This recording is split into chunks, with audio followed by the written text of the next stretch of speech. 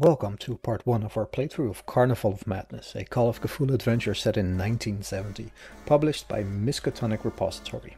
It's written by Alex Guillotte and Ian Christiansen. Content warnings for this horror scenario can be found in the episode description. In this episode you can hear Luke as Sean Bongo Levinson, Sanne can be heard as Brandy Williams, Faye will portray the role of Kelly Donahue, and Jeroen will play Douglas Stevenson. I, Sebastiaan, will be your keeper of arcane lore. We hope you enjoyed this recording and all its words and audio issues, because I have no idea what the hell I'm doing in terms of audio production. But, nonetheless, I hope you have fun. Also, Luke made a very Luke joke, right around here. Luke! Oh, No. Wow, Luke.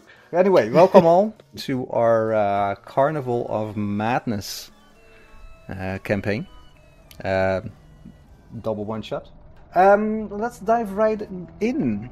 The twisting, turning country road rolls away beneath you as aging mill towns, farms, and apple orchards blur past the windows. A cheap air freshener shaped like a pine tree swings wildly from the rearview mirror.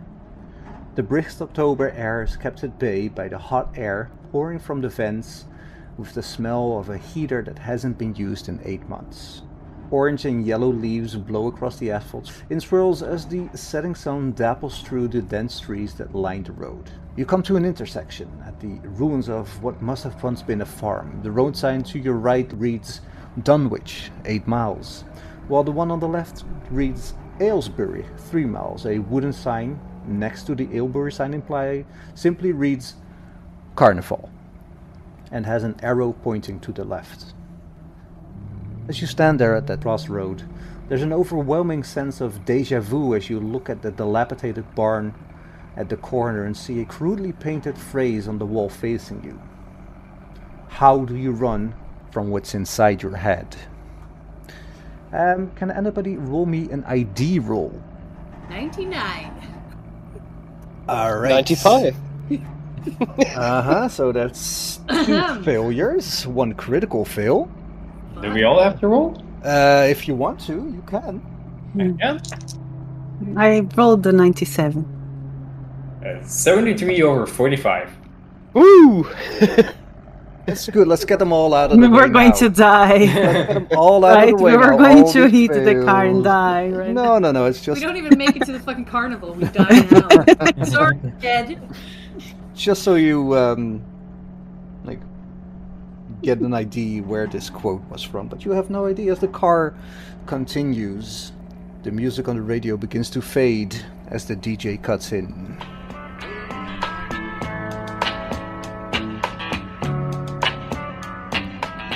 That was Donovan's Season of the Witch. Before that, we heard the Rolling Stones with Painted Black, almost rounding out our trip back to 1966.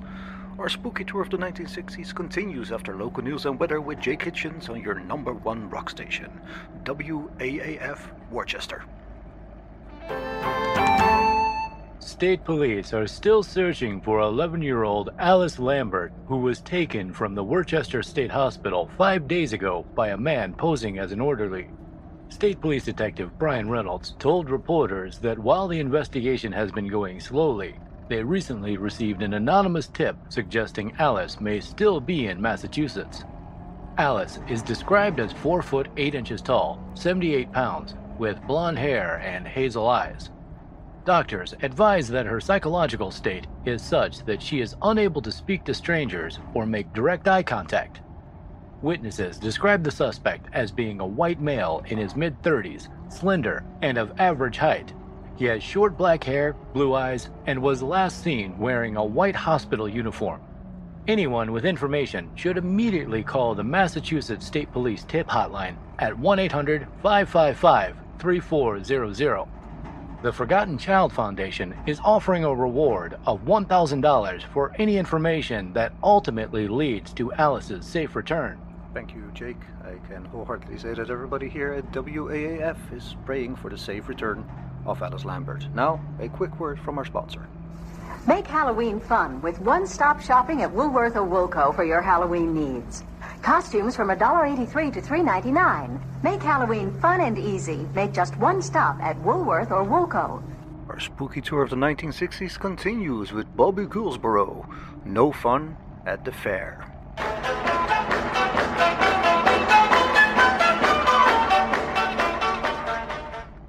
Coming around a tight curve, the vehicle's headlights illuminate a tall, gangly clown with curly orange hair, holding a bright yellow and red sign that reads Carnival Pandemonium in big cartoon letters. Below that, in simpler text, right this way, he's standing at the corner of an unnamed side road, the A-frame sign propped up against him, and his right hand is frantically pointing down the dirt road to the right. As you slow down for the turn, you can see that the clown's face is covered in classic white makeup with a bulbous red nose. He's wearing a baggy yellow and black outfit, and in his left hand he clutches a bundle of strings attached to a dozen or so red balloons. The clown's smile widens as you approach, and he begins waving comically and jumping up and down, the red balloons flailing and bubbling madly over his head. He begins making more exaggerated pointing gestures towards the side road. As you turn, you glance back and see the clown illuminated by the red tail lights. He steps out of the road behind you, still jumping up and down excitedly, and waves at you as he fades into darkness. After a minute, the narrow road leads to a weather-worn covered bridge spanning a small river. The dark opening is flanked by a pair of brightly glowing jack-o'-lanterns that faintly illuminate the cracked red paint on the structure. As you pull onto the bridge, you hear the creaking of boards and the steady rush of water amplified in the enclosed space. At the far end, your headlights fall upon a pair of teens that immediately turn and run, dropping the paint cans that they have been using to deface the bridge. Passing the place where the teens were, you can see that what they wrote was, "The end is very fucking nigh." Almost immediately on the other side, you arrive at a nearly full parking lot. It's illuminated with hundreds of amber lights strung through the surrounding trees, and somewhere in the distance you can just make out the sound of music, bells, shouts, and the laughter of patrons. You manage to find one of the last parking spots near an illuminated archway painted to look like an open mouth of a clown that bears an uncanny resemblance to the one that just so enthusiastically welcomed you back at the road. Beyond is a trail through the woods lined with more strings of amber light. So you have arrived at the carnival. Is there anything you would like to do right now? Who's driving? Well, I would say that you have just parked, so you're all getting out of the car. Oh, let's see where the booze is at. Let's go. Super excited. I've been waiting for this the entire year. Yeah. Like, oh my god. The entire year. Love it. Like last year I missed it because I had the mumps, but this year I'm so down. Are you making fun of me? No. The man in the sky? Never. Fuck you. At the end of the trail... Oh, sorry. Oh, I was just going to mention about my character. I've noticed something about him. Even though he's a weed dealer, he's got an education of 90, and he's gone for English lessons at college. So Yeah, that's true. I'm going to say he's an intellectual weed dealer, dude.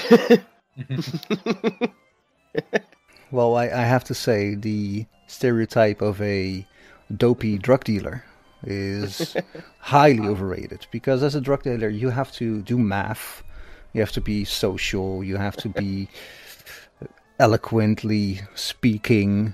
So drug dealing is it's a harsh business as well, I do physical as mentally. I do have a fast talk of 55. And there you go. So I can talk the talk. Can you walk the walk? No. That's because you use so many drugs. Yes. How can you talk so fast and smoke so much weed? And I am a super Christian Oh, you know, God. pure believing in God girl of 20 years old, and I can only talk 5. Fast talk 5. Now, fast talk is like your persuade. know. Oh, sorry. No, it's not persuade. Yeah, there's a different persuade. My persuade is really high. Well, Alright. 50. You know, all I can say to that is, man, all I can say is this weed, man, it's God's creation, man. That's all I gotta say. You might want to try some. Do you want some? No, No, thanks. fast talk is not persuade, it's deceive, basically. But why would I want to deceive someone? I don't God know. wouldn't deceive people. Indeed. At the end of the trail, the words Carnival Pandemonium arches over the entrance in large, friendly letters of red neon. A small, warmly lit tent marks the entrance to the carnival, with a set of 3 turnstiles restricting access. A young man in a red vest stands in the front of the center turnstile, with a pouch hanging to its side. The tent is open, on the side facing the trail, and an elderly bald man smiles and begins pulling strings of tickets from dispensers as you approach. A wooden sign above the opening reads, Admission. Adults, $1. Children, ages 6 and 12, 50 cents. Children under 6, free entrance. Do we get student discount? No. Let's see. How many are we? 1, 2, 3, 4. 4 tickets, please. Right, sir, that would be $4. $4. Let me get. Where did I put my wallets? Wallets. Ah, there it is. I'm very slowly gonna 1, 2, 3, $4. Like, you see his large hand slam on the money, grab it from you, and he gives you 4 tickets. He scoops the money into a cash box behind the counter as he hands you the tickets and a 3-fold flyer. As you can see, there's apple bobbing, mind reading, sword swallowing, juggling, puppets, feats of strength, fortune telling, fire eating, lose your mind at the asylum, test your nerve on the wheel of fortune.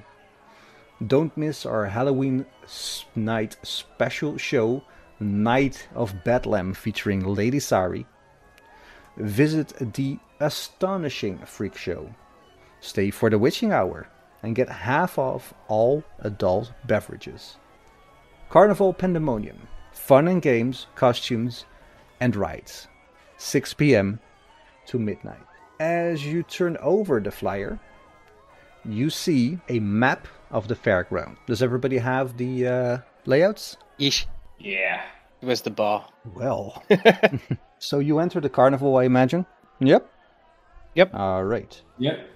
Stepping into the clearing, you're dazzled by all the exciting lights, sounds, and smell. The Ferris wheel stands above the tree tops, turning slowly in a clockwise direction. Most of the carnival is hidden from view by the solid 8-foot tall wooden fence that curves off to the left. Its upper edge is trimmed with warm orange and yellow lights that blink randomly. A chipped and faded red arrow painted on the barrier reads, "The fun is this way." To the right of the arrow is a hand-painted wooden sign that lists the upcoming activities available throughout the evening. It reads as follows. 6 p.m. Apple bobbing. Location, Performers Row. 6:30, The Puppet Master, also at the Performers Row. All of them will be at the Performers Row, unless stated otherwise. 6:45 p.m. Juggles the Clown. 7 p.m. Costume Contest. 8 p.m. The Marvelous Baron Vladislav. 8:15 Archie, Master of Knives. 8:30 Blockhead Joe. 8:45 Strongman Max. 9 p.m. Oberon the Mystic. 9:30 Infernus, the Fire Eater. 10 p.m. Yvette, the Woman of Rubber. And then at 11 p.m. it's the witching hour in the food row.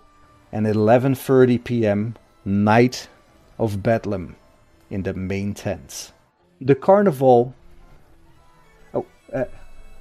discordant carnival music from the various rides and attractions blend into the background melody that is somehow not unpleasant, Sanne. A half-dozen laughing teens run past you along the fence-lined path. One of them shouts, "Last one there is a rotten egg!" The carnival is decorated with images of skeletons, witches and ghosts. There are hundreds of carved jack-o'-lanterns along the fence between many of the tents, lit with small candles in jars. Families in costumes wander among the attractions and rides, spending their pocket money on deep-fried foods in a vain attempts to win plush animals. The exterior appearance of all of the carnival tents is very similar. Each has a wooden frame covered in bright yellow and red striped canvas. Judging by the peaks in the middle, there are presumably central supports as well. Throughout these, though these can't be seen from the outside. Stout ropes tied to the outer corners stretch and anchor the tents to thick wooden stakes driven deep into the ground. The canvas on the front of each tent is open and propped up on poles to act as an awning, providing a space for the carnival goers to gather beneath. It's like a little tent flap. Just inside each of the tents is a weathered wooden counter with panels on the front that are splattered with mud near the bottom. Each panel is painted with a different scene related to the game within, because, guys, there are games. All of the art has an old-fashioned style that has dulled and cracked over the years. That light within gives the tents an inner glow that fills the pathway with a warm, diffuse light. Some of the larger gaps between the tents are blocked by 4-foot-high fence sections strung with blinking lights, much like the taller one around the main entrance. Many fences are plastered with garnished Art Deco-style posters. These advertise that the event will culminate in an extraordinary stage performance at midnight called The Night of Bedlam. This event will, apparently, feature a singer named Lady Sari, who is depicted as a picturesque woman with an elaborate golden dress. Other images and words can be seen in the background, though they are faded and less distinct. You now have an overview of the carnival. Where would you like to go? But before we do, please introduce your characters. Well, I'm Sean Bongo Levinson. Call me Bongo, dude. It seems that I seem to have a lot of English. English is hard, as you know. So I'm probably a secret intellectual, but I just put it on for the customers, man. For some reason I'm 22, so am I an older student then, I take it? So I'm the one that buys all the beer for people on campus and stuff? Yeah, basically. I imagine that you, as a stoner, you have to keep up the facade and not score so high in your tests and everything. It's not that you're not smart, it's just that you're bored and you couldn't be arsed. I'm Van Wilder on it. The hell back, man. Be a lot cooler if you did.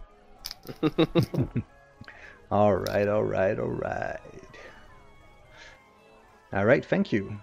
Sanne. Hi. I'm Brandy. I'm 20 years old. I'm blonde. I've got green eyes. I'm your all-white Christian American sweetheart. I'm wearing my purity ring, and I know I work as a waitress, but I know how to use like my blonde hair and my charm to get tips, but I'll always show my purity ring if they try to come on to me. So I love God, and I live with my grandparents. Have you seen my purity ring? Oh yes, we have. Faye. I'm Kelly, 23 years old. I'm a student. I study psychology, and I am quiet, and I think I'm very smart. And I think that going to this carnival is quite boring, but because I study psychology, I probably have to go and watch people, this type of things. And I think that my dear friend, actually I don't think anything, but every time Brandy talks about her ring, I roll my eye. I don't say anything, I just roll my eye. Yes. Good. Thank you. Jeroen. Yes, I'm Douglas. I'm a quarterback for the Boston Eagles. I'm just here to have a grand old time. I'm gonna get some balloons, I'm gonna dunk some clowns, pop some apples. You know, all the good stuff. Before we go any further, I want to know what everyone's wearing. What's your costume? So I'm dressed up as a rag doll. Costume? I don't have a costume on. I just look like a hippie. Comes myself, guys, man. it's Halloween. I'm wearing black jeans, black shirt. I don't know how you call the shirt that doesn't have sleeves. A sleeveless shirt. Yeah, a sleeveless shirt, and you can see the bra on the sides. It's black also. It's all black. My nails are black. My makeup in the eyes are black, and I'm wearing princess tiara. Oh, I'm the Black Princess, basically. Yes, Trashy, but you can take her home to mother. she's wear for the witches. I'm dressed up as the guy from the Planet of the Apes. So basically just a loincloth. Oh my. Oh my. Yes. You maniacs! Alright, so you are dressed as Charlton Heston. Lovely. So what's everyone's age? It's Charlton Heston, right? Yes. I am. No idea. It sounds right. Yeah, it's probably I'm Charlton Heston. I think I'm the youngest of the group. I don't know. I think I'm 20. Yeah, I'm 23. I'm 23. I'm 22. Well, I thought I was the oldest, but I'm not. I'm the second youngest.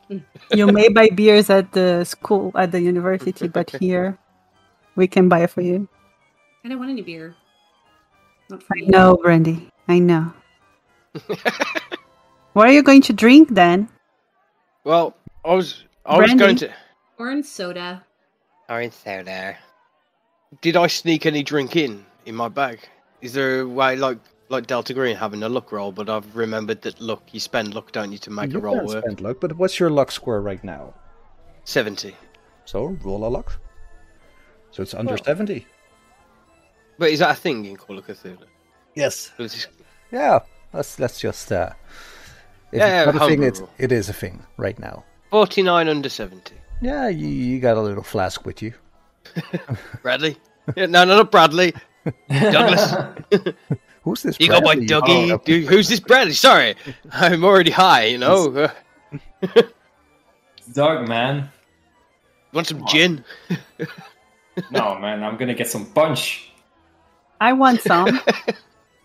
The lady of luxury. I'm going to pass some gin over to Thank you. Kelly. So, Oh, it's good. the freak show. Balloons! It's on. It's 6 p.m. What time is it now? What time did we arrive? Well, you arrived at around 6. And as you are moving through the carnival, before you get to the fun and games, there's a little bit of, well, a little bit of a downer.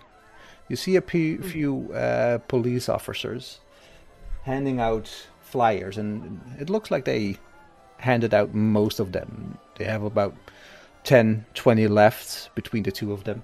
And it is a poster of a missing girl. And you remember hearing something about this on the radio between the funky tunes, Season of the Witch and No Fun at the Fair. There was a little broadcast. Do you do anything with these police officers? They hand you this flyer?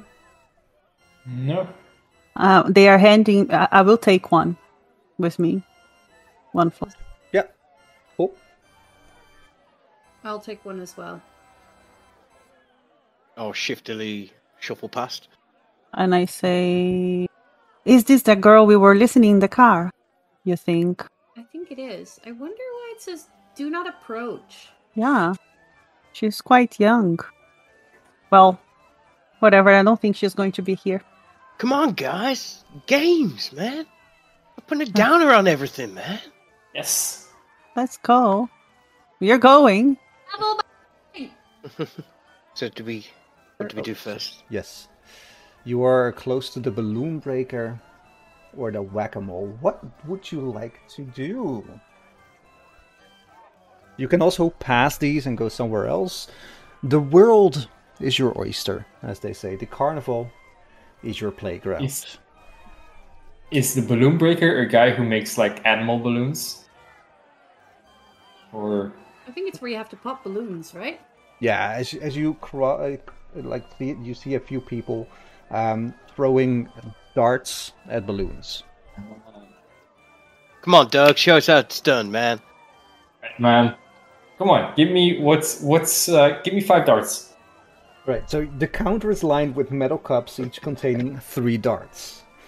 The wooden back walls covered with the colorful balloons arranged in rows. A few gaps mark where previous balloons have been broken, leaving a tattered bit of plastic tacked to the pitted surface. The image on the counter front depicts a happy child and happy children dressed in vests and suspenders throwing darts at a comically exploding balloon. The text above them reads, "Balloon Breaker."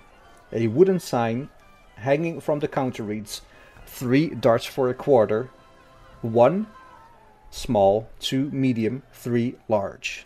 Hanging on the wall to the right are a dozen stuffed animals ranging in size, from a mouse that fits the palm of a hand to a 5-foot-tall bear with black eyes, a red vest, and a white blue tie. As you all look, a young man breaks one of the balloons, causing the carny to cheer enthusiastically. He says, "We have another winner!" He immediately snatches a medium-sized rabbit off the wall and hands it to the patron, who immediately turns and hands it to his excited girlfriend. She lets out a squeal of delight and hugs him. They walk away, arm in arm. So, Douglas, you want to show them how it's done? Yeah. All right. So you pick up one of the cups with 3 darts. Roll me a... What's your dexterity? 65. 65, all right. So you get a bonus die. Okay. Yes, which is just another D10. Well, a tens die. Yeah, so the 40, 50, 60. Yeah. And you take the better result. Well, I have a spare one here. So that's a 21. What kind of success is that? Is that a hard or an extreme? That's a hard success. All right, you pop 1 balloon. You have 2 more darts. All right, so another bit bonus thing? Yeah, for you it's another bonus. I get 3 of these. All right, cool. So that's a 7. Extreme success. All right, you pop another balloon. Can you go for the 3? Come on, Doug. That is a 59 under 65. It's a regular success. The dart just misses the balloon. Ah, come on, man. Oh, well. It says it's a failure. What? And he turns around and hands you a pretty sizable stuffed animal. It's a little fly. That's weird. Why? Okay. As you hand it, you see he hands you a bunny. Wait, he hands me a fly and a bunny? No, he hands you a bunny. Okay. I put the bunny on my shoulders and hop around like bunny, bunny, bunny, bunny. Anybody else want to have a go? I want to try. All right. What's your dexterity? Very good. It's 55. Oh, well, you also get a bonus die. It's a normal success. So you rolled a 51. Yes. So the first dart narrowly misses one of the balloons. Little ladies, no problem. You can try again. Okay. Come on, Kelly. Whoop. 6. Kelly, Kelly, Kelly, Kelly, Kelly. Kelly. The first time was 68 and then it was 78. It just goes wide. As like the people behind you are yelling at you as an encouragement, you look at them while you throw and it just misses all the boots. I hit something else. Well, roll me a luck roll. Mm. It's on your character sheet under luck points, I think. 68. All right, so roll a d100. I will. 76. It doesn't hit anything. Just falls to the ground as it Okay. falls off the wall. You have one dart left. Okay. Kelly. It's 002. Well, that's the The next first time. Yes. It's not going to get any better than that. And 42. So it's a 2 as you fairly dead center hit the last balloon. And the man turns around and gives you like a tiny plush little cockroach. And I really look at him like, really? What? And I take it really like upset and And as you step back. you look down and you put the little stuffed monkey in your pocket. It's a monkey or a cockroach? No, it's a monkey. Did we all notice the cockroach and then turn it into a monkey? No, it was a monkey. I told you. Okay. Thank you for the monkey. So And I'm confused. Oh, what do you want to do? Bobby. come on, Brandy. Let's go apple bob. I want a cotton candy. Yay! Oh, don't you want to whack a mole? Let out all that anger. Well, what do you want to do? Brandy? You want to whack a mole or? I want to go apple bobbing. Okay, I'll go anywhere. On the way, do I see any cotton candy shop selling cotton candy? I'm sure there is a cotton candy. It's number 31, Pink Clouds. Oh, that's next to the apple bobbing. Let's go. Is apple bobbing right now? Yeah. 6 Are we- p.m. to 6:30. Oh, that'll be in Performance Row then, won't it? It's next to the cotton candy. All right, Can I go into the photo booth while you lot all slip off? And just walk away. I'm going in here. At number 8. Or you all go to Performance Row. All right, Bongo. You sure can. Because I know it's going to be fucked up. I left the monkey on the counter. I didn't take it. I will give Kelly the bunny and take the monkey. Monkey.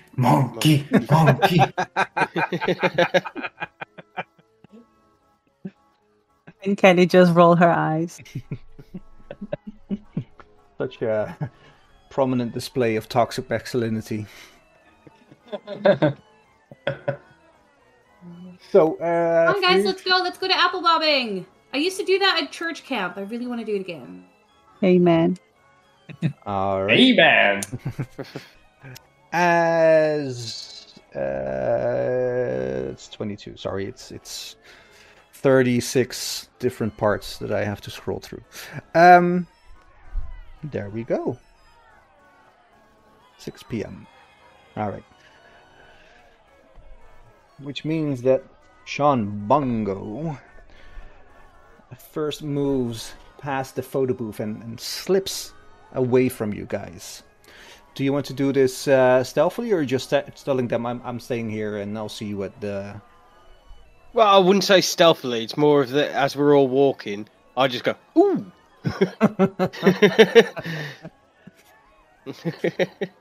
Man, I'll catch up with you guys. This looks good. Can you leave your bottle with me? Yeah, sure. I got the good stuff anyway. Hey. As you arrive at the photo booth, just inside a smaller tent is a large wooden paneled box about the size of 2 phone booths. Remember phone booths, guys? The box is ornate and trimmed with a decorative brass fitting. A picture frame on the left side shows a black and white picture of a typical family of four, all laughing and trying to stay in the frame. Laughing. On the right side is a burgundy curtain. A carny sitting in a wooden chair next to it pulls the curtain back to reveal a narrow seat on the right and a large pane of dark glass on the left. Below the glass it reads 4 pictures, 25 cents. And below that, in smaller lettering, look at the center of the glass. There's a coin slot just to the right of the price. I'm gonna cozy up to Kelly, get some of her money. So do I take my picture? I put a quarter in? Yep. Once the curtain is closed and you put a 25 cents, the camera flashes after 3 seconds, and then again after every 3 seconds, taking a total of 4 pictures. As you step out, the carny retrieves the row of black and white pictures from the left-hand side and hands it to you as you exit the booth. Do you look at them? Yeah, man. Weird. One of the pictures has you like with a black eye, and in one of them you are missing what looks like half of your hair. And as you step outside and looking at these, in one of them, it almost looks like there's a shadowy face behind you. Roll me a sanity check. Here we go. Dun, dun, dun, dun. 28 under 45. Your sanity is 45? Yes. It's not very good. Well, as you look at the pictures again, there's a little smudge, like little smudges on the actual pictures, and you wipe them away, and they're just normal pictures. The rest of you are walking through the carnival as you arrive to the tent for the so-called apple bobbing. And it's on Performers Row, which is number 22. As you're walking in, several wooden tubs are positioned on the stage and filled with water. And behind them, there is a hulking man. This is the biggest man you've ever seen. Not in terms of height, but in terms of sheer muscle size. Like, Douglas, this is the man you think you are. And then some. Like, his arms are as round and big as your legs are. Like, this is a strong man. And I give him like... Yeah. I'm giving him like the double over and go like... Uh-huh. Nice. He looks at you like sideways and then addresses the rest of the crowd. We begin tonight's festivities with a favorite of mine, apple bobbing. He smiles and holds his arms wide as 3 bushels of apples are brought out. An apple a day keeps the doctor away. Ha ha! The announcer then makes a big show of dumping a bushel of apples into each of the barrels. He then holds up and squeezes a soft rubber apple, saying, Now, the lucky burrow girl who finds this magic apple gets the keys to the carnival. That means that anything they want, games, rides, attractions, or even food is absolutely free. Excites an audible gasp from the crowd. He then turns his back to the audience and makes a show of placing the apple in each tub through his cavers. But you cannot really see which one it ends up in. Now, if you would come up and form lines here, here, and here, and even before he finishes the sentence, crowds of costumed children eagerly pour into the stage, where they are reluctantly herded into rough lines at each tub. Take your time, be safe, and no one over 12 years of age, please. What? Fucking hell! I wouldn't say that. I say, oh no! Do that! Oh, jeepers! Oh. pretend to be 12 then. I don't... Give me a fast talk. It's 5. It's not gonna work. I can try. Can I try and go up to the man and see if I really can't do it and tell him that I did it at Christian camp? Sure.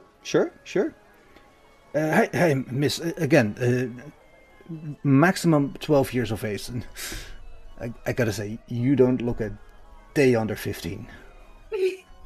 No, I'm 20, but I just wanted to say, and I twirl my hair, and I go like, I just wanted to say that I used to do this at like church camp, and I really, really, really want to do it again, please.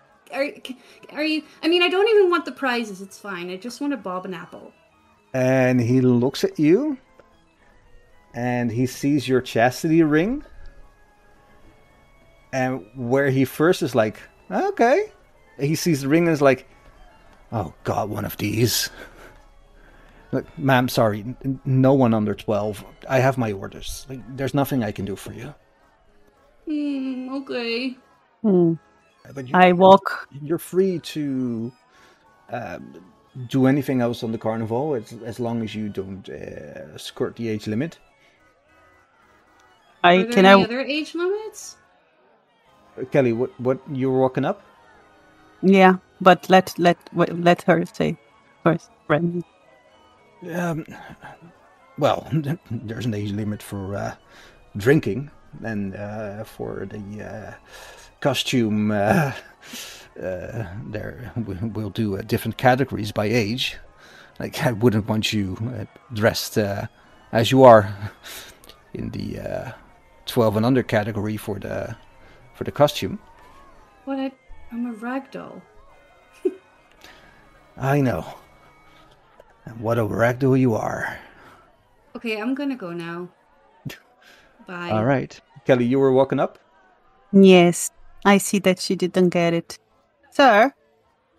Yes. Ooh. And he's kind of taken aback by like your choice of costume. black on black and a gold tiara. No. And she turns her eyebrows up. She says, how much for her to be allowed to play at least once? Look. Come on, it's just a park. Give me a persuade roll. Can I roll again? Nope. What did you roll? 97. I don't even know what it's my What's your charisma or anything, but no. What's your persuade? Persuade. Let me see. Oh, it's 40. So this is a critical fail. Is it 97 really? Maybe it's 90. Yeah, it's 97. Like, ma'am, I'm not sure what you want from me here. I have my orders. I cannot do anything. She's just too old for this. What is this game anyways? What do you have to do? Out of character? Oh, you have to put your hands behind your back and then keep your head into the tub and try to bite at an apple. Brandy, you really want to do this? I used to do it at church camp. It was one of my favorites. Fine. I'll find something else. I will Stupid guy. I will jump over the counter and try to catch one apple from the bucket and run.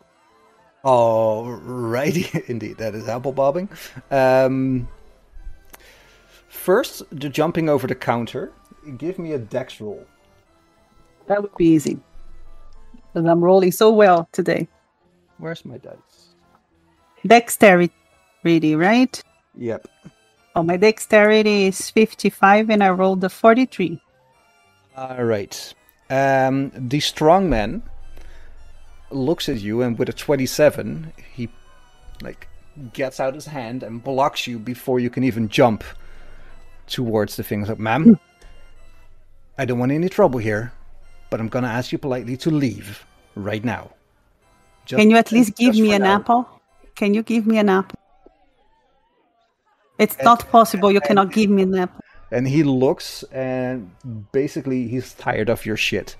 So he just grabs an apple, hands it to you and says, be gone now. Go on, Thank you, sir. Go on, get. Thank you. I walk to Brandy, very, like, I'm not smiling. I have a very boring face all the time. Mm-hmm. And I just give it to her and I say, find a bucket then. Okay. Oh, that's good. That's good. Thanks. Wow. Oh, I saw there was a duck pond over there. Maybe you can use that. There will be many places. It's okay, guys. I'm fine. I'll survive. You wanna go catch some ducks? Yeah! Sure. All right. So, from this large tent, number 22, well, it's not a tent, it's a performer's row, so basically it's just like a stage. You pass the big tent and head back towards number 10. But before you go, let's see, Sean. You're standing outside of the picture tent. What are you doing? I don't know, call me Bongo Man in the Sky. Get the name right, man. Got a business I will to call you Bongo when you damn well deserve it. Well, I'm just perplexed looking at the picture. I'm shaking it, going, oh, why is it changing? Why is it changing? I'm rubbing it again, is it? And am I seeing anything? I'm just... As you rub it, a mist starts to form outside of the picture, and a genie. No, it's not. Nothing happening. I just discarding. Well, that was boring. And just see everyone else walking up towards me, and I'm walking because I'm gonna say I'm between like 8 and 10, so I'm just stood in the middle. Yeah, I figured you would be there as well. Yeah. So you're all arriving at 10, and you see Bongo there. Bongo. Man, don't use the photo booth, man. Sean to the man in the sky. Hey, Bongo, we're gonna catch some ducks. You in? Hey, I'm in, man. I'm in. Of course. Do you want an apple? Yeah, I would say no to free food, you know? Just take a big bite of the apple. Thanks, man. As you arrive, instead of a typical booth that you see all around, there is a waist-high rectangular pool with curved ends. The hum of a motor can be heard over the sound of music, and the water in the tank is clearly moving clockwise. Dozens of small rubber ducks follow the swift current around the pool, constantly spinning and shifting their position as they go. The sign reads, 5 cents per pull, and every pull wins a prize. There are no prizes visible, but you watch a little boy hand the carny a nickel before excitedly picking a duck out of the water. He looks at the bottom and sees a blue star, and the carny shouts, "We have a killer!" He reaches behind the counter and comes up with a foil-wrapped chocolate egg about the same size as the real thing. Let's have a small break. A few seconds. You need to pee? Yeah. Yep. Alright, and we're back. And we're back. In body, but not sure in spirit. No, I am. So you head over to the duck pond. And you see them bobbing and weaving. All these little duckies going clockwise. You see the man looking at you like... he looks at you like you're very old to be doing this. He's like, yeah, sure. Go ahead. You don't even have to roll for it. You just pick one out of the water. You hand it. And there's a green star. And he says... Who's doing it? Well, you were doing it, Okay, right? yeah. I'm sorry, because I thought you're really hyped to... Yeah. No, and also I look at him and I'm like, is there an age limit on this? And he looks As at well? you, he says like, no. Okay, good. No, it's not, no. I got the green star. We have a winner. And he just reaches under and gives you a green egg about the same size as a regular egg. Well, it's a green tinfoil. The tinfoil is green, not the egg itself. Or is it? I hold it to my ear and I shake it. There is something inside. Ooh! I open it up. It's like a little wooden ball that's inside that looks a lot like your Raggedy Ann ragdoll head. Fits my costume perfectly. Indeed it does. I show it to everyone going, ooh, look at this! You go, girl. Whoop whoop. Anyone else want to go? I'm good. I want to try. All right, so you also reach in and pick up one of the duckies. And there's a red star on the bottom. Whoop whoop. I wonder what's in yours. He reaches down and gives you a egg. Well, the size of an egg, the shape of an egg, wrapped in red foil. I love red. I couldn't tell by the way you were dressed, and he gives it to you. Does the egg open? Yeah, it opens. Yeah. There is a a little, what looks like a monkey's face inside. And both of the egg has, as well as yours, Brandy, are chocolate. Oh. There's another monkey.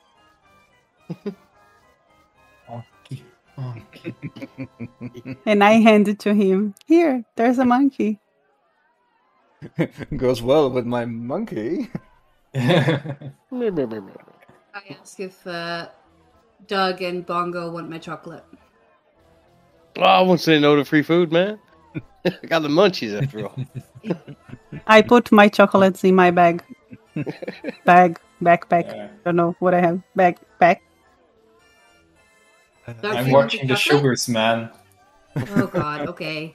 I give the other chocolate to Bongo as well. I have one bite of chocolate, a bite of an apple. Bite of chocolate, bite of an apple. And this man, in his late 30s, like, he's very thin, his hair's thinning on top. He kind of leaves in like, sorry, I know there's no age limit, but these are more for kids, you know? Okay, we'll go. What kind of stuff should we go and see then for people, age appropriate to us? Let's get our fortune told. Oh. I'm in. When the guy says that, is it okay that Kelly opens her backpack and takes a little notebook and writes something in it? Of course. Are you doing it like nobody can see it? No, she's doing like she analyzes things and she writes it down. Stone faced. What are you writing there, Missy? Are you one of those undercover shoppers? Thank you, sir. And I put my thing back and my little notebook back in the backpack. And I look with a lot of judgment. As you're looking at this man, Kelly, roll me a spot hidden. Is that the 100? Yeah? Oh, I don't know what is my number here, but it's I rolled the 7. Ooh. The name is Spot Hidden. 50. Would be an extreme success. 07. I took. Sorry, can I ask a question about one of the stats? Okay, bye. No, yes. What does APP mean under Dex?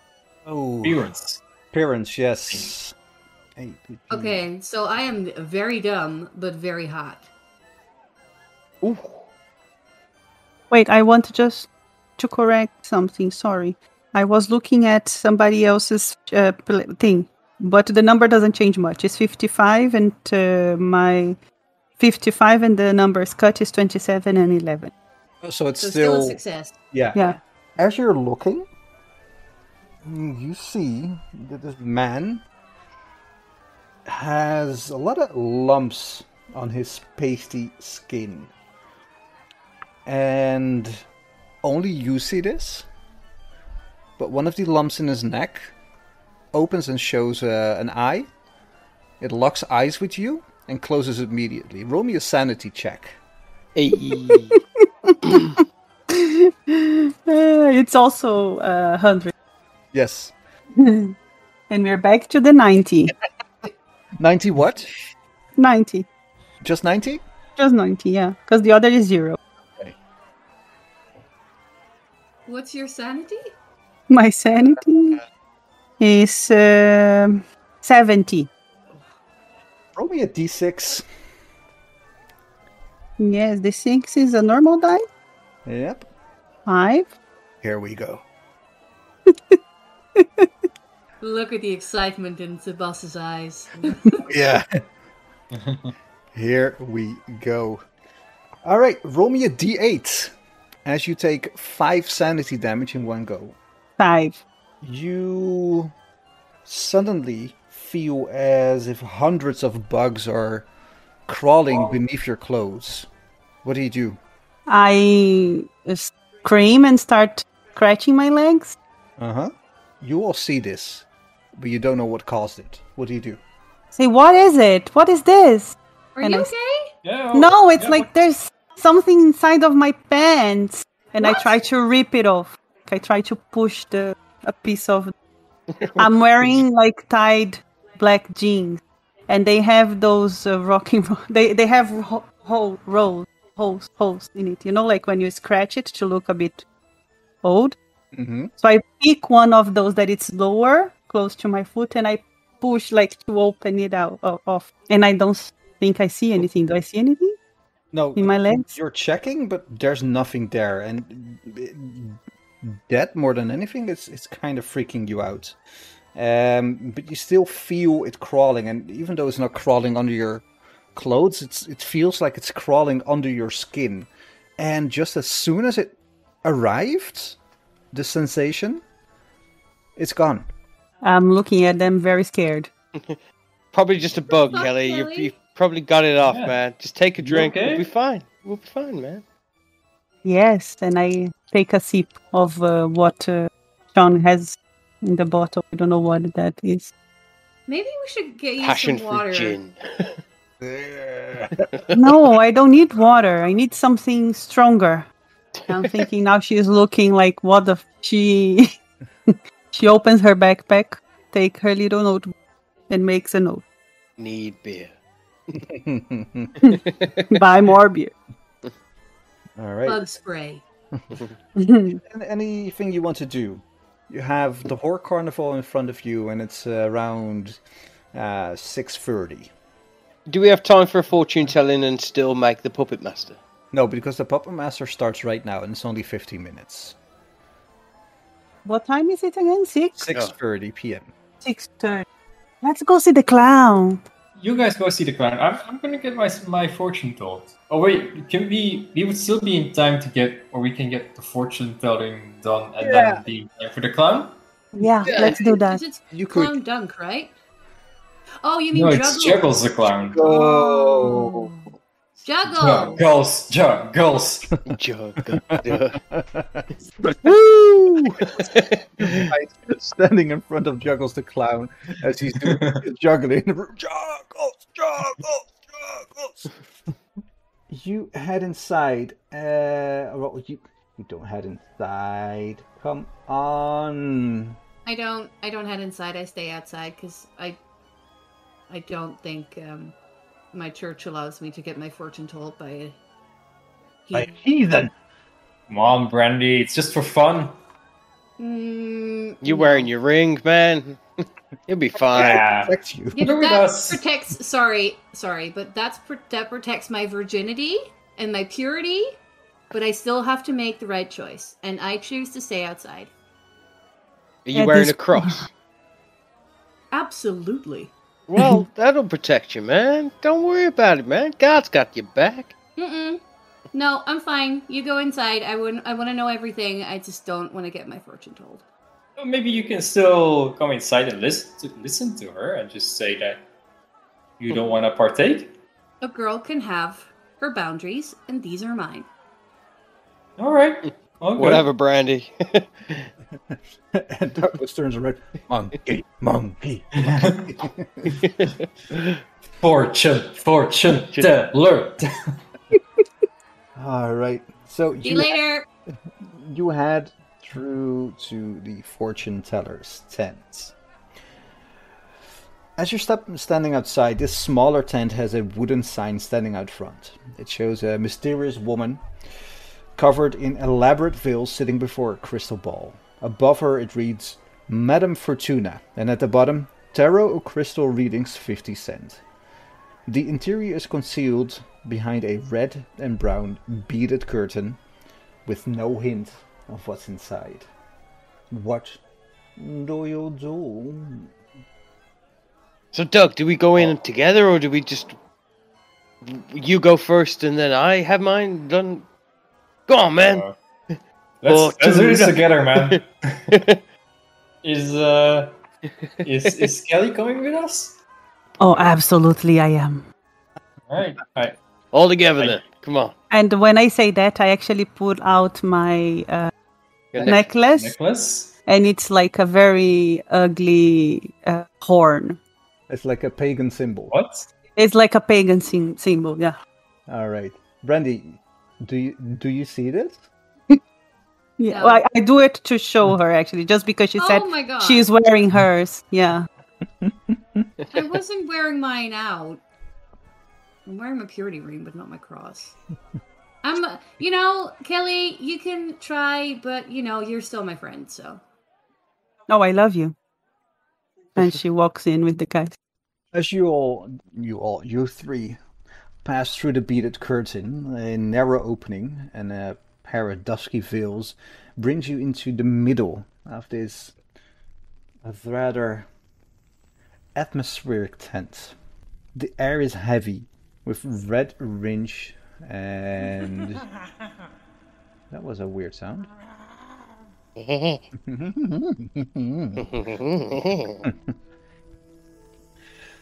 With rich incense and illuminated by a single cut glass lamp suspended over a table. The deep blue cloth that covers the table is embroidered with the silver alchemical or astrological symbols, and an empty circle in the center. The walls are draped with soft fabric of purple and blue, with star patterns throughout. Situated in a semicircle facing the table are 6 purple velvet padded chairs with intricate carved wooden arms. Sitting behind the table is a veiled woman who is slowly shuffling a deck of ornate tarot cards that look very old and are probably handmade.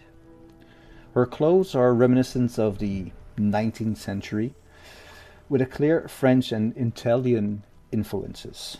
The cuffs of her burgundy dress have the most delicate red lace, almost perfectly framing her smooth hands. Around her neck is an antique silver pendant with a ruby about the size of a quarter in the center. Welcome, Madame Fortuna speaks in a rich, resonant voice that's incredibly soothing. Please, have a seat. Is there only one chair, or is there 3? There's 6. Oh.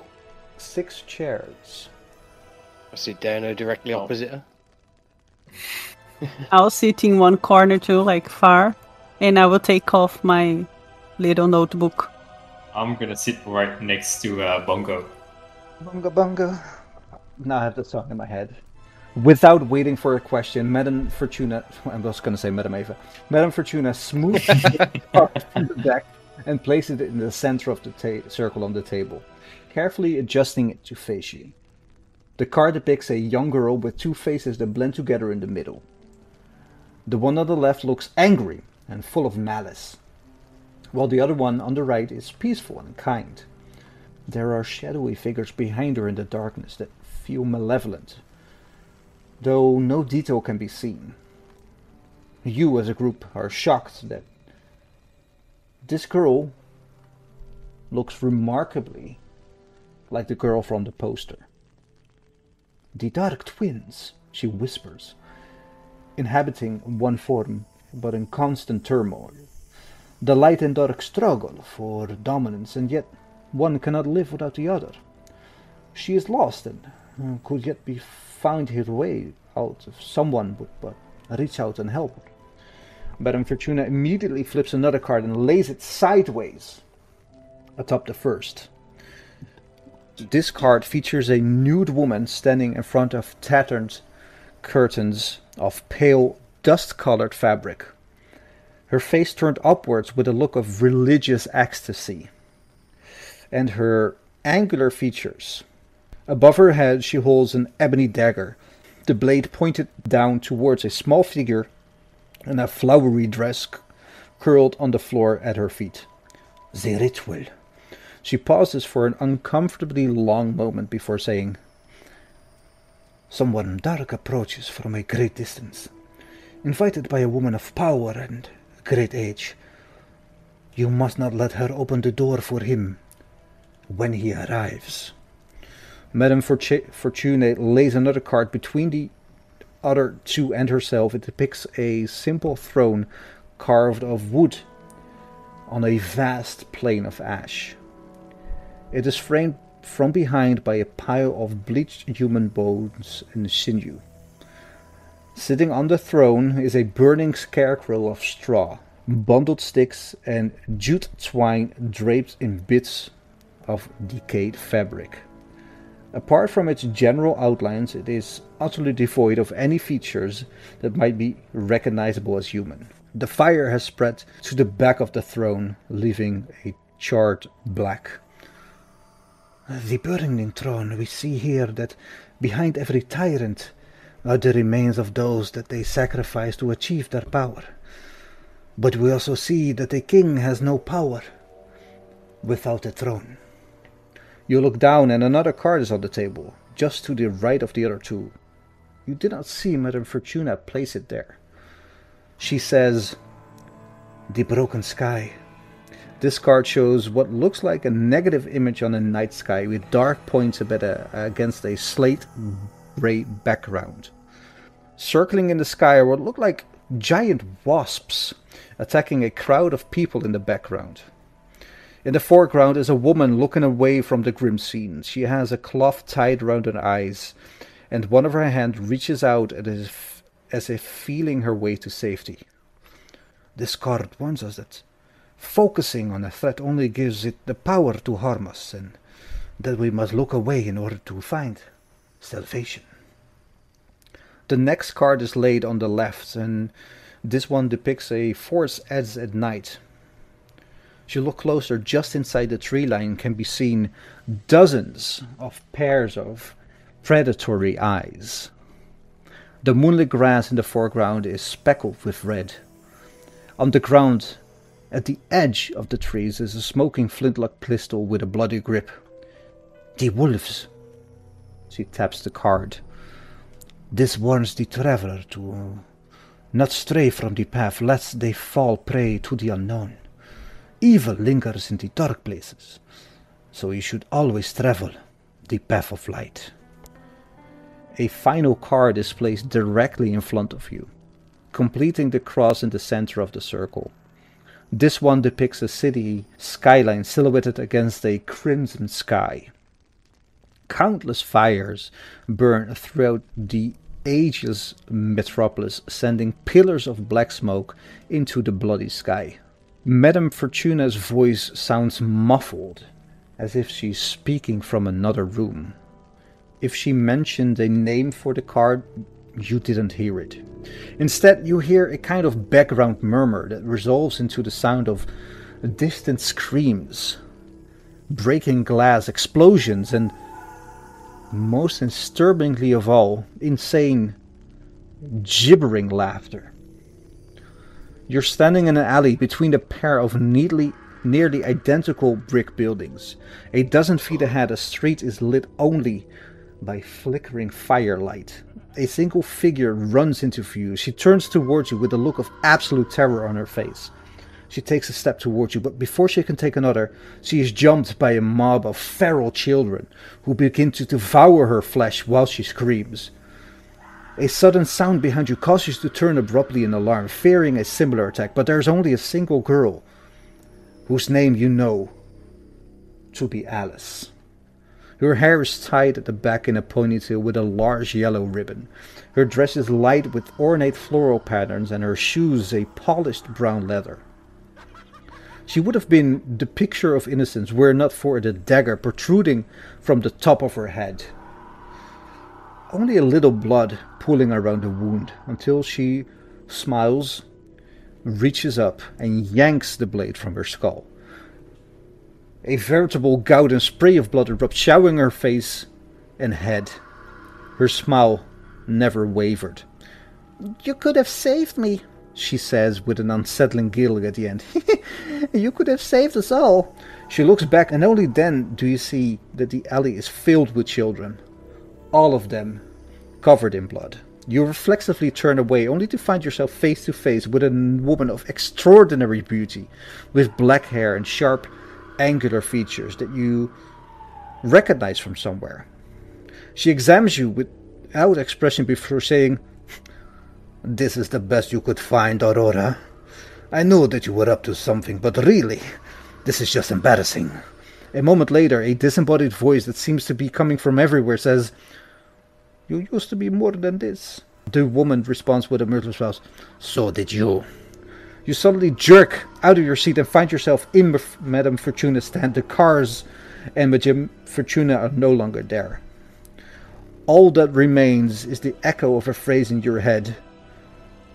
Seniorem simium. Seniorem simium. Seniorem simium. Brandy, you're standing outside of the carnival tent. Madame Fortuna's tent. What are you doing? Looking around. People watching. Waiting for my friends. What do I see? You see like a lot of patrons running around. You see some kids running around.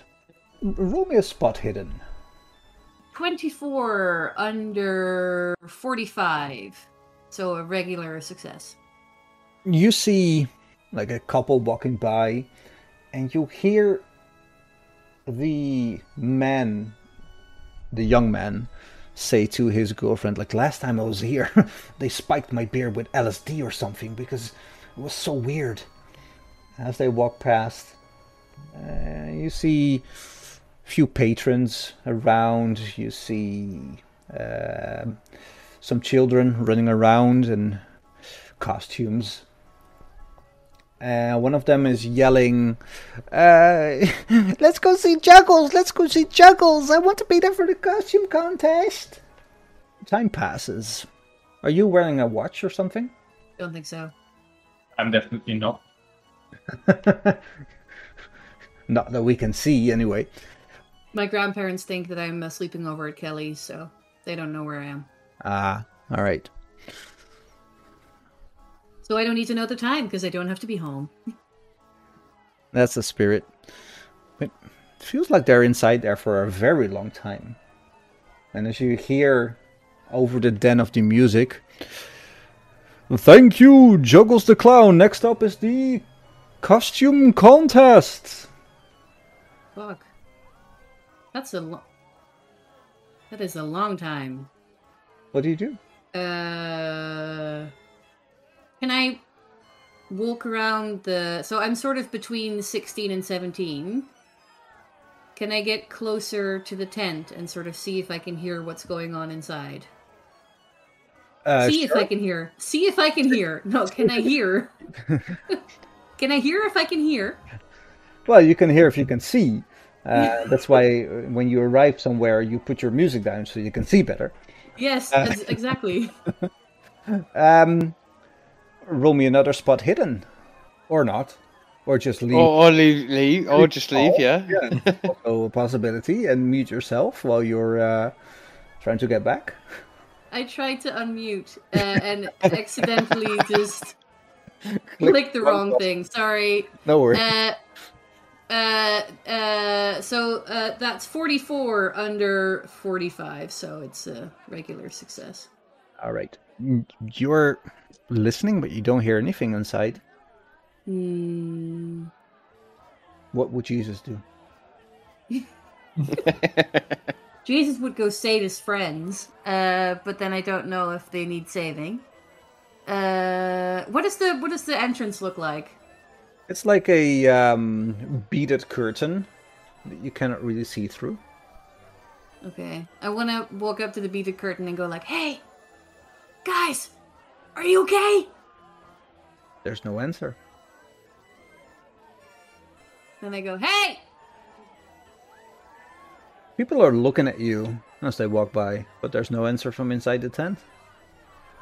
Okay. Go in. Can I like take like 2 or 3 of the beaded curtain things and go and like move them along and go like, "Hello, Hello? hello," no, and see if I can see anything inside.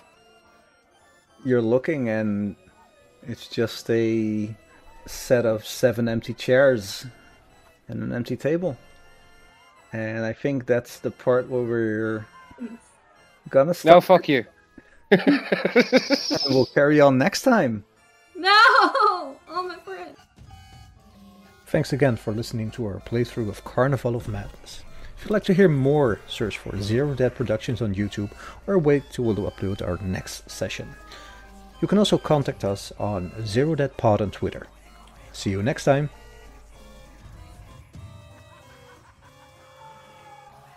Can I retcon one thing? That when the naked lady thing come down, I high-fived Doug. Boobs! Yeah! Oh my god. Yes, that is canon.